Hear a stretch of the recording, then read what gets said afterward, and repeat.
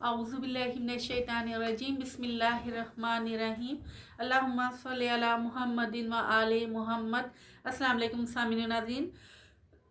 हकूक़ुल्लाह से रिलेटेड गुनाह ने कबीरा, हकूक़ुल्लाह में कोताही से रिलेटेड गुनाह ने कबीरा पर मैं काफ़ी लेक्चर रिकॉर्ड कर चुकी हूँ और अब मैं हकूक़ुल इबास में कोताही से रिलेटेड गुनाह ने कबीरा के बारे में लेक्चर रिकॉर्ड करने जा रही हूँ। सामिन नाज़रीन, हकूक़ुल इबाद की ये एक हकीकत है कि हमारे यहाँ लोगों के जहनों में हकूक़ुल इबाद के बारे में कॉन्सेप्ट ज़्यादा क्लियर नहीं है और लोग ज़्यादा इस चीज़ को अहमियत नहीं देते। ज़्यादातर लोग ये समझते हैं कि अल्लाह की इबादत करके ही हम तक़वा के दर्जात को हासिल कर सकते हैं और आखिरत की कामयाबी जो है वो भी हासिल कर सकते हैं। सामने नाज़रीन, इबादत के लफ्ज़ को भी लोगों ने ज़्यादातर जो है नमाज रोज़े की हद तक महदूद कर दिया है।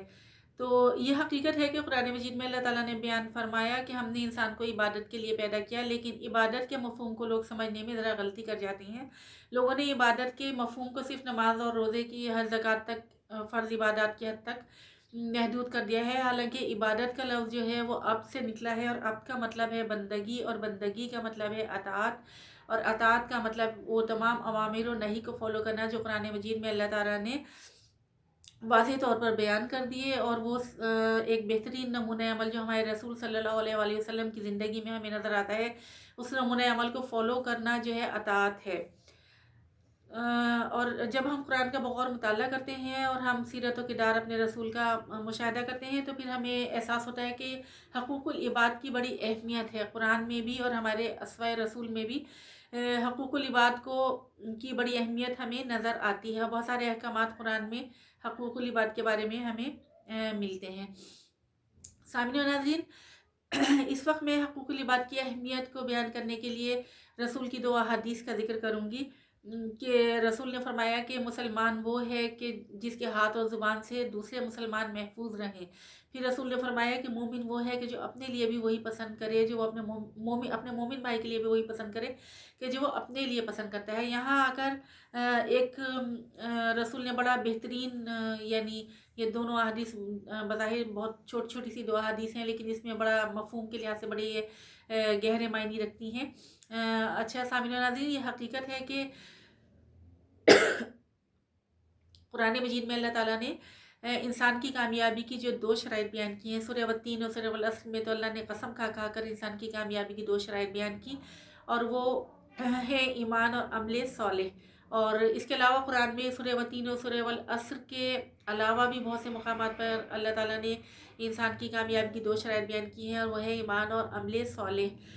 लेकिन रसूल की जब इन 2 अहादीस पर हम गौर करते हैं तो यहाँ अमल की बड़ी अहमियत हमें नज़र आती है। और अमल भी वो कि जो हकूक़ुल इबाद से रिलेटेड है, इंसानों से रिलेटेड एक अमल है कि जो ईमान की शर्त करार दिया रसूल ने। यानी ये सही है कि कुरान की आयत में जो 2 शराइत बयान की गई हैं, ईमान भी बहुत ज़रूरी है और अमल सालेह भी ज़रूरी है, लेकिन यहाँ आकर हकूक़ुल इबाद को यानी इंसानों के साथ एक अच्छे अमल को, उनके ख्याल रखने को, हकूक़ुल इबाद का ख्याल रखने को ईमान की शर्त भी रसूल ने बयान फरमाया कि मुसलमान वो है कि जिसके हाथ और ज़ुबान से किसी दूसरे मुसलमान को तकलीफ़ ना पहुँचे। ये इतना एक बेहतरीन उसूल बयान फरमाया कि अगर कोई शख्स ऐसा है कि जो अपने हाथ और ज़ुबान को नहीं रोक पाता अपने दूसरे मुसलमान बहन भाइयों को अज़ियत पहुँचाने से, इसका मतलब ये है कि मुसलमान होने के स्टैंडर्ड से वो हट गया है, वो फिर मुसलमान कहलाने के काबिल नहीं है।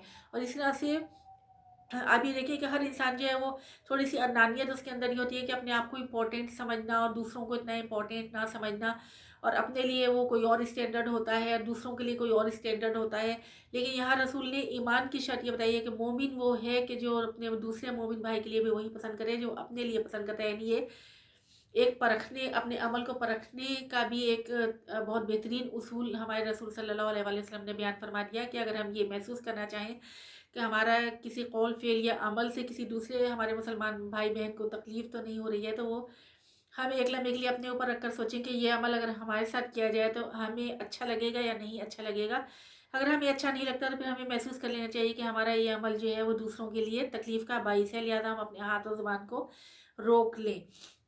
तो यहाँ आकर अमल की अहमियत के अमल का सही होना ही ईमान की शर्त है कि आप मुसलमान, आप मोमिन उसी वक्त समझे जाएंगे जब आपका अमल सही होगा। और अमल भी कौन सा? کہ جو دوسرے انسانوں سے ریلیٹڈ ہے. اس سے زیادہ حقوق العباد کی اہمیت، یہ فلسفہ شاید میں اس سے زیادہ بیان کرنے کے لیے میرے پاس الفاظ نہیں ہے کہ آخرت کی کامیابی جو ہے وہ اس کی شرط یہی ہے، ایمان کی شرط یہی ہے کہ ہم اپنے ہاتھ اور زبان کو، اپنے قول فعل اور عمل کو دوسروں کو تکلیف پہنچانے سے ہم روک لیں، اپنی زبان کو روک لیں، اپنے ہاتھ کو روک لیں، اور ہم حقوق العباد کا خیال رکھیں. تو یہ بھی تقویٰ کے درجات کو حاصل کرنے کے لیے دراصل عبادات کی اہمیت جو ہے، اور وہ عبادت کے جو حقوق العباد سے ریلیٹڈ ہے، اس کی اہمیت کا اندازہ آپ اس بات سے لگا سکتے ہیں.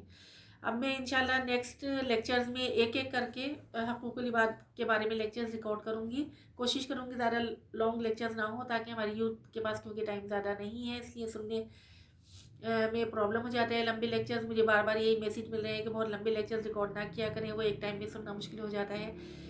بہرحال کوشش یہی ہے کہ مختصر ترین الفاظ میں جو بھی کانسیپٹس ہیں وہ کلیئر کر دیے جائیں. نیکسٹ لیکچر تک کے لیے اللہ حافظ.